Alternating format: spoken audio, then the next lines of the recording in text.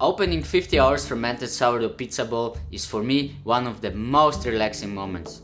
Your dough should feel the same, so don't try to stress it out when it's relaxed. A relaxed dough is anyway going to be very easy to stretch out.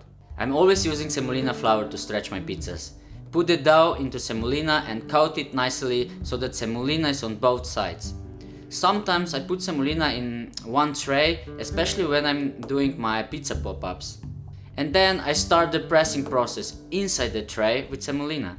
It's very important how you start with stretching. First, make sure that the dough is nice and rounded when you take it out from the tray. If it's not rounded, just spin it around with your hands on the counter or in a bowl with semolina flour till it has a nice rounded shape. Now you're ready to start pressing air from the middle of the dough towards the edges.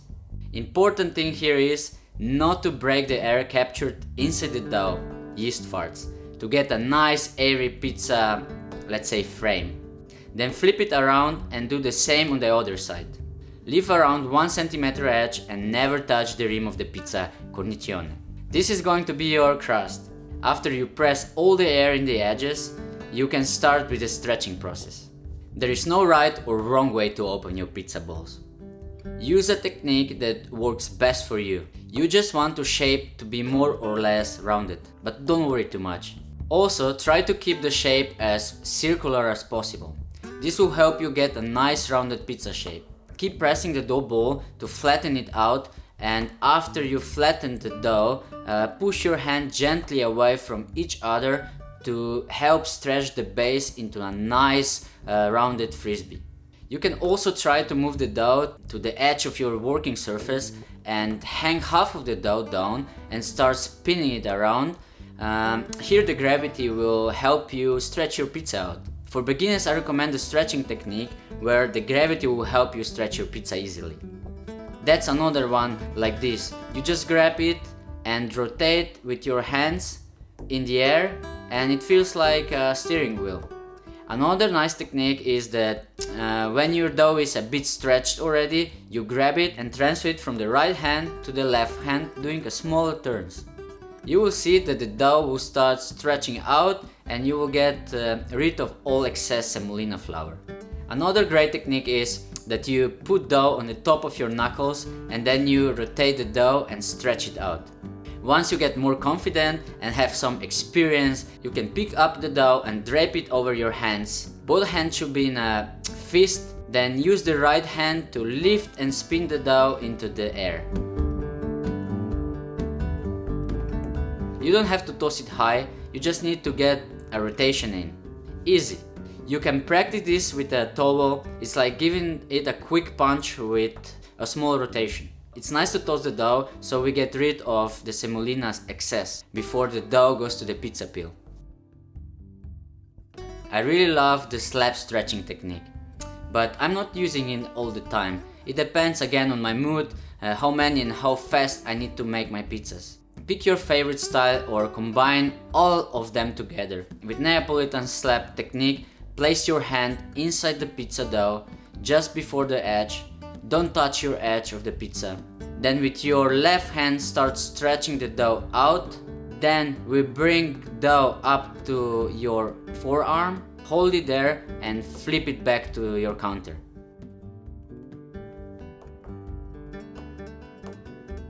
If your dough is stirring, it could mean that the dough is not strong enough because you didn't stretch and fold it properly before the fermentation process. It could be that it's overproofed as well, which means it's fermented for too long. Then it's going to break and it's going to be very fragile. But even if that happens, the dough is still usable, so don't panic. It's just that you will struggle a bit while stretching. If it doesn't work at all and there is no way that you can stretch it because it's way overproof and too sticky, just add some flour, re-ball it and leave it on the side for a couple of more hours and come back to it. If you make a hole when you start topping your pizza with all the ingredients, you can take a big basil leaf, put a bit of olive oil on top of it and stick it under the hole.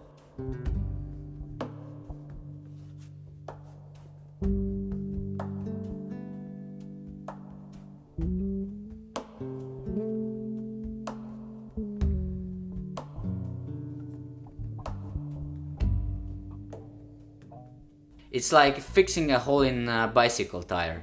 For traditional Neapolitan style pizza, you stretch a 9 to 10 inch pizza and then you top it on the counter. You put all the toppings while you have the pizza there.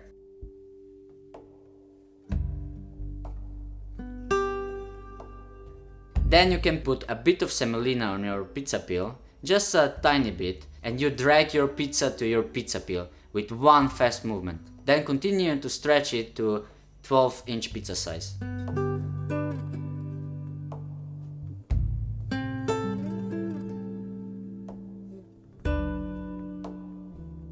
Another option is to shuffle it on the peel with a quick movement and then you stretch it a bit more.